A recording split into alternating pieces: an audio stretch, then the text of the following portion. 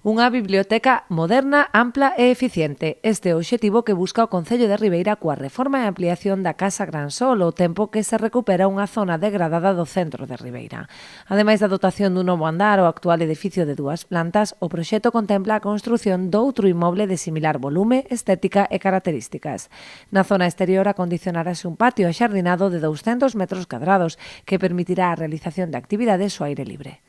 Vaise a rehabilitar o edificio do antigo establecimento Gran Sol, triplicando o que era a actual biblioteca, pero sobre todo dotando de estancias moi diferenciadas para diferenciar o que pode ser o uso dun ordenador, co de lectura, con un traballo que podan estarse facendo de curso, e aparte pois leva unha amplia zona de biblioteca que tamén vai a servir para archivo municipal, e ao final faise dentro desa finca que mide uns 400 metros, pois un pequeno xardín. Unha vez finalizado e posto en servizo o novo inmoble, a actual biblioteca, que se sitúa na rúa Manuel Lustres Rivas, converterase na Fundación Ayaso. A actual biblioteca, aparte de sala de exposicións, a familia de Manuel Ayaso e mesmo o Concello pois considera que pode ser un lugar adecuado para a Fundación Ayaso, donde prácticamente ao ser sala de exposicións e fundación pois cumplen un mesmo obxectivo,